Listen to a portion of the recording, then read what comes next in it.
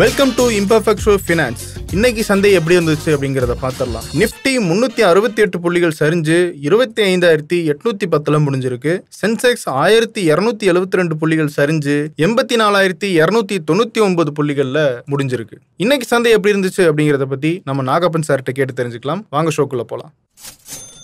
Sir வணக்கம், எப்படி இருக்கீங்க? வணக்கம் வெங்கடேஷ், நல்லா இருக்கேன் சார். இன்னைக்கு வாரத்தின் முதல் நாள் மார்க்கெட் எப்படி இருந்துச்சு சார்? மார்க்கெட் இன்னைக்கு ஒரு நல்ல கணிசமான ஒரு வீழ்ச்சியை சந்திச்சது. சென்செக்ஸ் 1200 புள்ளிகளுக்கு மேல இன்னைக்கு டவுனு. அதே மாதிரி நிப்டியும் கூட ஒரு 368 பாயிண்ட்ஸ் இன்னைக்கு டவுன்ல இருந்தது. சென்செக்ஸ்ல 30 ஸ்டாக்ல 5 மட்டும் தான் இன்னைக்கு கிரீன், பாக்கி 25 பங்குகள் இன்னைக்கு நெகட்டிவா இருந்தது. அதே மாதிரி நிப்டி எடுத்துக்கிட்டோம்னா அதுல இருக்க 50 பங்குகள்ல 9 பங்குகள் மட்டும்தான் இன்னைக்கு பாசிட்டிவா க்ளோஸ் ஆனிச்சு. 41 பங்குகள் நெகட்டிவா தான் இன்னைக்கு க்ளோஸ் ஆயிருக்கு. என்ன காரணம் சார் அதுக்கு? சில காரணங்களை சொல்லலாம், ஒரு காரணம்னு குறிப்பிட்டு சொல்ல முடியல. ஃபர்ஸ்ட், இன்னைக்கு செபியோட போர்ட் மீட்டிங் இருக்கு, இப்ப நடந்துகிட்டு இருக்கு. அதுல சில முக்கியமான முடிவுகள் எடுக்கப்படலாம்னு தெரியுது. குறிப்பாக சந்தையினுடைய அந்த வணிகம் குறித்து, டெரிவேட்டிவ்ஸ் சொல்றோம் இல்லையா, ஃபியூச்சர்ஸ் அண்ட் ஆப்ஷன்ஸ், அதுல பாத்தீங்கன்னா தொடர்ந்து சிறு முதலீட்டாளர்கள் இழப்பை சந்தித்து வருகிறார்கள். அதனால அந்த லாட் சைஸை இன்க்ரீஸ் பண்ணணும். இப்போ பல ஆண்டுகளுக்கு முன்பு 2 லட்சமாக இருந்தது, 5 லட்சமாக மாத்தினாங்க, அதிகரிச்சாங்க. இப்ப 5 லட்சம் இப்ப இன்னைக்கு இருக்க விலைவாசி ஏற்றத்துல நிறைய பேர் பங்கு பெறதுனால அது சாதாரணமாயிடுச்சு. அது 10 லட்சமாகவோ 20 லட்சமாகவோ அதிகரிக்கணும் அப்படிங்கிற தொடர்ந்து ஒரு வலியுறுத்தப்பட்டு வருகிறது. அதனால என்ன எதிர்பார்ப்புன்னா, இன்னைக்கு செபியினுடைய அந்த போர்ட் மீட்டிங் அது முடிந்த பிறகு இது குறித்த, அதாவது இந்த ஃபியூச்சர்ஸ் அண்ட் ஆப்ஷன்ஸ் லாட் சைஸை அதிகரிப்பதற்கு 5 லட்சத்திலிருந்து 10 லட்சமோ 15ஓ 20ஓ, ஏன்னா 25 லட்சம் கூட யாரோ ஒருத்தர் ரெக்கமெண்டேஷன் கொடுத்திருந்தாங்க, அது அதிகரிக்கப்படலாம் அப்படிங்கிற ஒரு தகவல். இதனால ஏன் குறையணும்னு யோசிக்கலாம், இது நல்ல விஷயம் தானே, சிறு முதலீட்டாளருடைய இழப்பை தடுப்பதற்கு தானே இது அப்படின்னு. பட் என்னன்னா, ஃபாரின் போர்ட்ஃபோலியோ இன்வெஸ்டர்ஸ் எல்லாம் போய் என்ன சொல்லியிருக்காங்கன்னா, இந்த மாதிரி இந்த வரம்பு 5 லட்சத்துல இருந்து ஒரு சிறு அளவு ஏத்தனா பிரச்சனை இல்லை, ரொம்ப அதிகமா ஏத்திட்டீங்கன்னா சந்தையில அந்த வணிகத்துல லிக்விடிட்டி குறைஞ்சு போயிடும். அதாவது வணிகம்ங்கிறது அளவு குறைஞ்சு போகும் பொழுது சுலபமாக எங்களுடைய பொசிஷன்ஸை ரிஸ்க ஹேண்டில் பண்ண முடியாது, ரிஸ்க ஹெட்ஜ் பண்ணிக்க முடியாது அப்படின்னு அவங்க எல்லாம் சொல்லியிருக்காங்க. இது ஒரு காரணம். ரெண்டாவது தொடர்ந்து சந்தை அதிகரித்து வரக்கூடிய ஒரு சூழல்ல ப்ராஃபிட் புக்கிங்கிறது இப்படி அப்பப்ப நடக்கிறது ஒரு சகஜம் தான். இது நல்லது, ஒரு ஹெல்த்தியான மார்க்கெட்டுக்கு இது ஒரு நல்ல விஷயமும் கூட. அந்த அடிப்படையில நான் என்ன நினைக்கிறேன்னா, சந்தை ப்ராஃபிட் புக் பண்றதுக்கு ஒரு காரணத்தை எதிர்பார்த்துக்கிட்டு இருந்தது. இப்ப இந்த மாதிரி இன்னைக்கு நிக்கை குறியீடு எடுத்துக்கிட்டோம், ஜப்பானிய குறியீடு ஒரு கணிசமான இறக்கத்தை சந்தித்தது. அங்க லெப்ட் ஃப்ரண்ட் அதை ஆதரவு தெரிவிக்கக்கூடிய ஒருத்தர் டிஃபென்ஸ் மினிஸ்டர் இருந்தவர் இப்போ வந்திருக்காரு, இஷிபான்னு. அதனால கூட அங்க என் ஸ்ட்ரெங்தன் ஆனிச்சு. இன்ஃபிளேஷனை கண்ட்ரோல் பண்றதுக்கு அவர் நிறைய டாக்ஸஸ் கொண்டு வரலாம் அப்படின்னு சொல்லியிருந்தது. அதெல்லாம் ஒரு காரணமாக இருக்கலாம். இப்படி பல்வேறு காரணங்களா இன்றைக்கு சந்தை இருந்தது. என்னை பொறுத்தவரை அடிப்படையில ப்ராஃபிட் புக்கிங் தான் நான் நினைக்கிறேன். சார், இப்ப செக்டார் வைஸா நம்ம பார்த்தோம்னா எந்தெந்த செக்டார்ஸ் இன்னைக்கு ரொம்ப நல்லா வளர்ந்துருக்கு, ரொம்ப இறங்கிருக்கு? இன்னைக்கு 2 sector, Nifty media, Nifty metal, இது 2 தான் இன்னைக்கு ஏறி இருந்தது. அதுல குறிப்பாக மீடியாங்கிறது அவ்வப்பொழுது இறங்கி ஏறக்கூடியது. பட் மெட்டல்ங்கிறது கடந்த 3-4 நாட்களாகவே அதிகரிச்சு வர்றது. சென்ற வாரம் நம்ம விவாதித்தோம், சைனாவில் ஒரு பிஸ்கல் ஸ்டிமுலஸ் கொடுக்குறாங்க. அந்த வங்கிகள் அங்க ரியல் எஸ்டேட் ரொம்ப மோசமா இருக்கு. மெட்டல்ஸ் அந்த துறைகளை ஆதரிப்பதற்காக, வராக்கடன் அதிகரிக்காமல் தடுப்பதற்காக வட்டி விகிதத்தை குறைத்து, ரிசர்வ் ரேஷியோஸை குறைத்து, இந்த மாதிரியான நடவடிக்கைகள் ஒரு ஸ்டிமுலஸ் கொடுக்க இருப்பதாக தொடர்ந்தே அது ஏற ஆரம்பிச்சிருச்சு. அதனுடைய தொடர்ச்சியை தான் இன்னைக்கு பார்த்தோம். டாடா ஸ்டீல் 170 ரூபாயை தொட்டது. சென்ற வாரம் 159 ரூபாய் இருந்தது. அதுக்கு முன்னால 150 ரூபாய் கிட்ட இருந்தது ஒரு 10 நாள் முன்பு கூட. செயல் அதே மாதிரி 126, 27 ரூபாய் இருந்தது சென்ற வார துவக்கத்துல. இப்பொழுது பாத்தீங்கன்னா 140 ரூபாயை தாண்டி வணிகமாயிருக்கு. ஹிண்டால்கோ, JSW ஸ்டீல், இப்படி உலோகத்துறை சார்ந்த எல்லா பங்குகளும் அதிகரித்தது ஒரு காரணம். ஆனால் இந்த 2 துறையை தவிர இன்னைக்கு எல்லா துறை குறியீடுகளுமே, அதுல குறிப்பாக ஆட்டோ வாகனத்துறை 2% மேல இறங்கி இருக்கு. நம்ம 10 நாட்களுக்கு முன்பு கூட விவாதித்தோம். வாகன விற்பனை மந்தமாக துவங்கி இருக்கிறது. கம்பெனி நல்லா வித்துட்டதா காமிச்சிட்டா கூட அது டீலர்கிட்ட தான் இருக்கு, டீலர்கிட்ட அதிகமா விற்கலைங்கிறத அதனுடைய பிரதிபலிப்பை பார்க்க ஆரம்பிக்கிறோம். 2 வீலர்ல பர்டிகுலரா வரக்கூடிய ஃபெஸ்டிவ் சேல்ஸ்ல விலை குறையக்கூடும். இன்னைக்கு பாத்தீங்கன்னா ஹீரோ மோட்டோ கார்ப்பும் பஜாஜும் கூட விலை இறங்குனுச்சு, அந்த பங்குகளுடைய விலை கூட இறங்குனதை பார்க்க முடிந்தது. அதே மாதிரி வங்கித்துறை, பைனான்சியல் சர்வீசஸ், அப்புறம் IT தகவல் தொழில்நுட்பத்துறை, பார்மா துறை, PSU banks, private banks, reality, health care எல்லாமே இன்னைக்கு இறக்கத்துல இருந்தது. நிப்டி பரந்த குறியீடுகள் எடுத்தீங்கன்னா நிப்டி நெக்ஸ்ட் 50ங்கிறது, நிப்டி 100, 200, 500, 500 பங்குகளை உள்ளடக்கிய குறியீடு எல்லாமே இன்னைக்கு இறக்கத்துல இருந்தது பார்க்க முடிந்தது. ஸ்டாக்ஸ் எல்லாம் பார்த்தா எந்தெந்த ஸ்டாக்ஸ் சார் ஏறிச்சு? ஏன்னா லிமிட்டடா தான் ஏறி இருக்குன்னு சொல்றீங்க, அதுல எந்தெந்த ஏறிச்சு சார்? வெகு சில பங்குகள், குறிப்பாக மெட்டல் ஸ்டாக்ஸ்ல JSW ஸ்டீல் 3% ஏறி இருந்தது. ஹிண்டால்கோவும் டாடா ஸ்டீலும் கிட்டத்தட்ட 1% ஏறி இருந்தது. இதை தவிர NTPC, பிரிட்டானியா, இந்த பங்குகள் இன்னைக்கு, ஏசியன் பெயிண்ட்ஸ், டைட்டன், இதெல்லாம் ஒரு சின்ன ஏற்றத்துல இன்னைக்கு இருந்தது. பார்க்க முடிந்தது. சரிவுல இருந்த பங்குகள் ஏதாவது பர்டிகுலர் பங்கு மட்டும் இந்த காரணத்துக்காக சரிஞ்சதுன்னு அந்த மாதிரி ஏதாவது நம்ம சொல்ல முடியுமா சார்? நிறைய பங்குகளை சொல்லலாம். நான் சொன்னேன் ஹீரோ மோட்டோ கார்ப் சொன்னேன், ஆக்சிஸ் வங்கி, ரிலையன்ஸ், பிஹெச்எல். பட் அதுல குறிப்பாக இந்த குறியீட்டில் இல்ல, அதுக்கு வெளியே பாத்தீங்கன்னா அரவிந்தோ பார்மா, இந்த நிறுவனத்துடைய பங்குகள் இன்று கணிசமான இறக்கத்தை சந்தித்தது. அதுக்கான காரணம் என்னன்னு பாத்தீங்கன்னா USFDA அப்படின்னு சொல்லக்கூடிய United State food and drug administration அப்படிங்கிற அமைப்பு அவங்களுடைய ஃபேக்டரி, தெலுங்கானால இருக்க அவங்களுடைய ஃபேக்டரி மேனுஃபேக்சரிங் யூனிட்டை விசிட் பண்ணி அதுல சில அப்சர்வேஷன்ஸ் போட்டிருக்காங்க. கிட்டத்தட்ட ஒரு 10 அப்சர்வேஷன்ஸ் போட்டிருக்காங்க. எங்கள் எதிர்பார்த்த அளவுக்கு, எதிர்பார்ப்பை பூர்த்தி செய்யக்கூடிய அளவுக்கு தர கட்டுப்பாடுகள் இல்லைங்க, சில விஷயங்களை நீங்க சரி செய்ய வேண்டும் அப்படின்னு சொல்லியிருக்காங்க.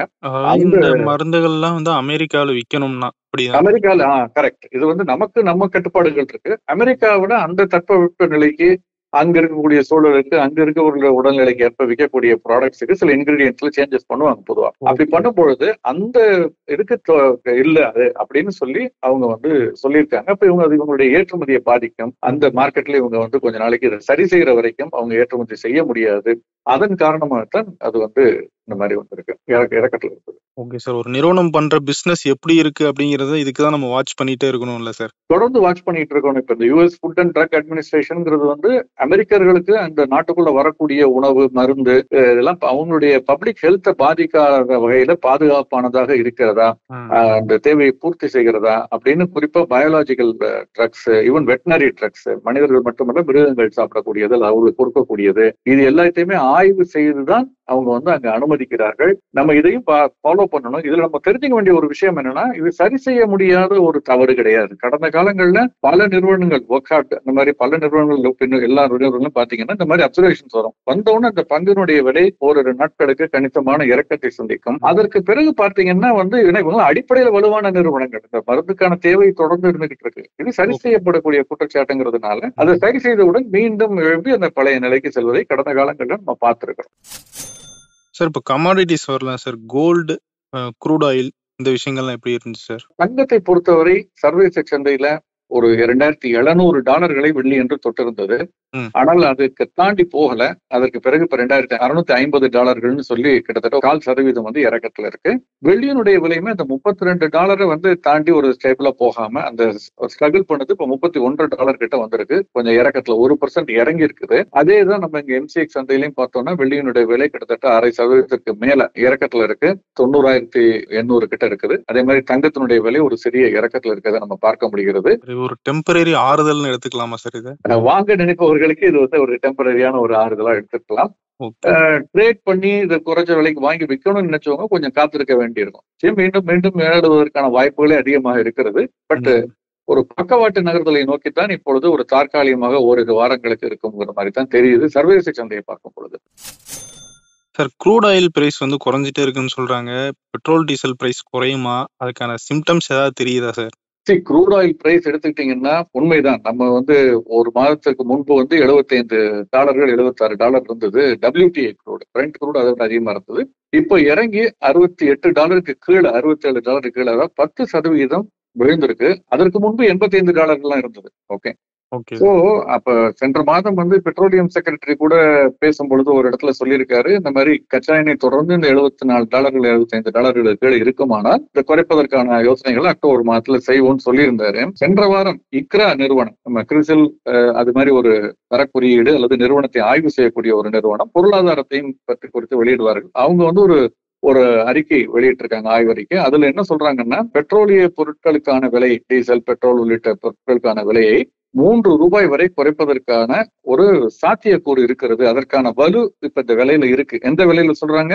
$74 இருக்கும் பொழுது சொல்றாங்க. இப்ப $68.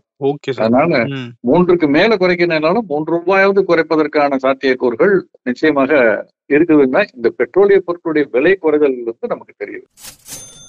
சரி, நம்ம இப்ப IPO பத்தி பேசுவோம் சார். IPO பத்தி சமீபத்துல ஒரு நியூஸ் பார்த்திருந்தேன் சார். இந்த வருஷம் இந்தியாவுக்கு தான் அதிக அளவிலான IPOs வந்திருக்கு. அதாவது கம்பேர் டு US எல்லாம் விட இங்க அது ரொம்ப அதிகம் அப்படின்னு ஒரு செய்தி பார்த்தோம் சார். இது நல்லதா இல்ல எப்படி எடுத்துக்கிற சார் இது? பொதுவாக பார்க்கும் பொழுது இதெல்லாம் நல்லது. ஏன்னா நிறுவனங்கள் அரசை நம்பி இல்லாமல், அரசு வங்கிகளை நம்பி இல்லாமல், ஏன்னா அப்பதான் அந்த டிஃபால்ட் ஆகுது. நம்ம விஜய் மல்லையால இருந்து டைமண்ட் மெர்ச்சன்ட்ஸ் பல பேர் இந்தியா விட்டு ஓடி போனவர்கள் பார்த்தா அரசு துறை, அரசு வங்கிகளை மட்டுமே நம்பி இருந்து அதை ஏமாற்றுவது. அதுக்காக முதலீட்டாளர்களை ஏமாற்றலாமான்னு இல்லை, அப்படி இல்லை. முதலீட்டாளர்கள்ட்ட வரும்பொழுது வெளிப்படைத்தன்மை அதிகமாக இருக்கும். அந்த நிறுவனங்களுடைய செயல்பாடுகள் காலாண்டுக்கு ஒரு முறை வெளிச்சத்திற்கு வருகிறது. அப்ப இன்னும் கொஞ்சம் பெட்டரா இருக்கும்.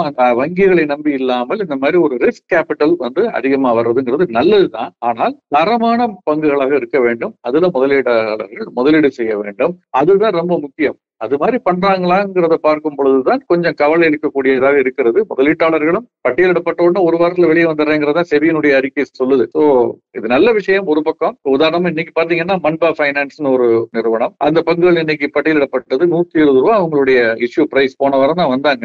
இன்னைக்கு பட்டியலிடப்பட்ட உடனே 150 ரூபாய்க்கு போய் அப்பர் சர்க்கியூட்னு சொல்லுவோம், அதுக்கு மேல் 150 ரூபாய் தாண்டி அது வாங்குபவர்கள் மட்டுமே இருக்கக்கூடிய ஒரு சூழலும், விற்பவர்கள் யாரும் இல்லாத ஒரு சூழலும் வந்திருக்கு. இந்த நிறுவனத்துடைய வேல்யூவேஷன் எப்படி, இது நீண்ட கால செயல்பாடுகள் எப்படி, இதனுடைய ப்ரொமோட்டர்ஸை பத்தி எவ்வளவு தூரம் முதலீட்டாளர்களுக்கு தெரியும் அப்படிங்கறதெல்லாம் நம்ம யோசிச்சு பார்க்கணும். சோ நிச்சயமா நல்லது. ஆனால் ஒரு முதலீட்டாளர்களுக்கு நன்மை அளிப்பதாக இருக்க வேண்டும். நீண்ட கால அடிப்படையில் ஒரு ஷார்ட் டேர்ம் ஸ்பெகுலேஷனா இது முடியக்கூடாது. ஐபிஓங்கிறது லாட்டரி சீட் இல்ல சார். ரூபாய் மதிப்பு அது எப்படி சார் இருக்கு டாலருக்கு நிகரானது?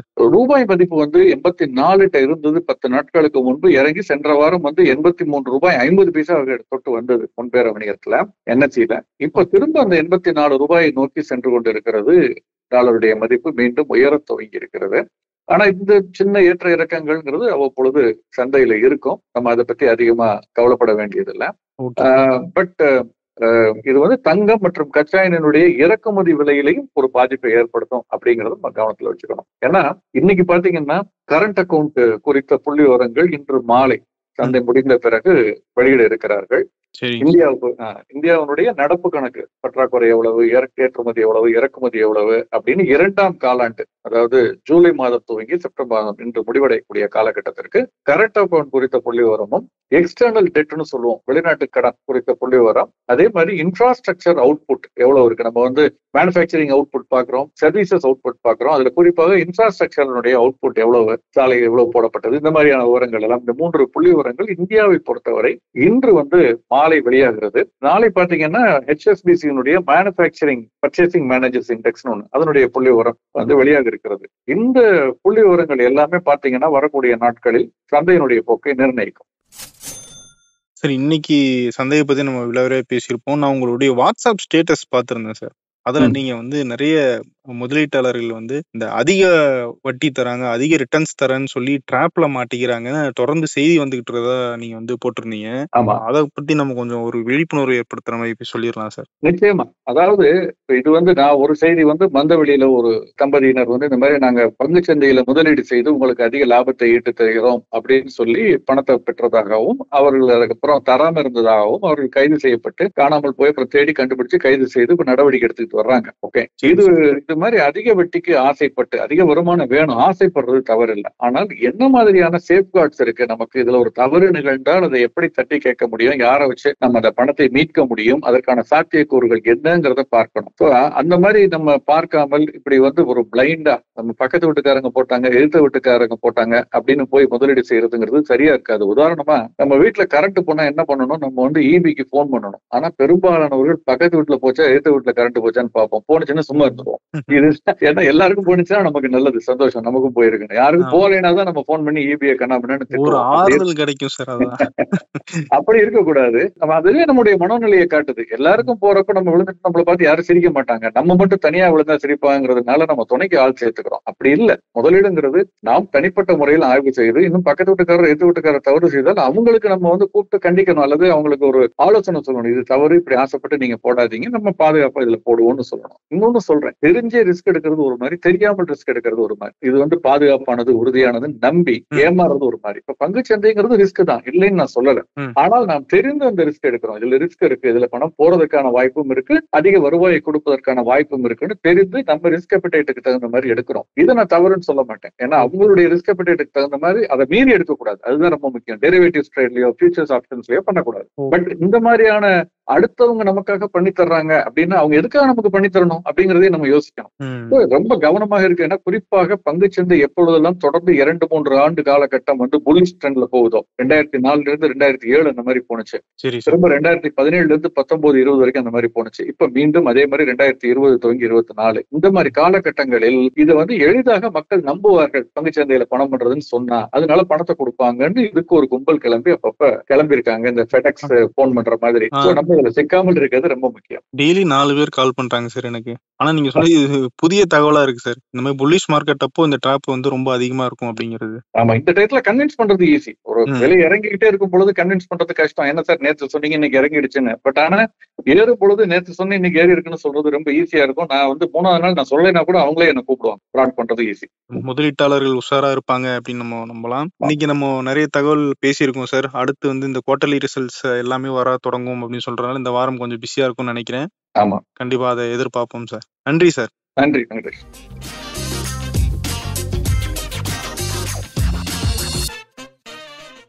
மேலும் நாணயம் விகடன் யூடியூப் சேனல்ல வரப்போற பிசினஸ் மற்றும் பினான்ஸ் சம்பந்தமான வீடியோக்களை உடனே பார்க்க இந்த வீடியோ கீழே உள்ள சப்ஸ்கிரைப் பட்டனை கிளிக் பண்ணுங்க அண்ட் மறக்காம அந்த பெல் ஐக்கனையும் கிளிக் பண்ணிடுங்க.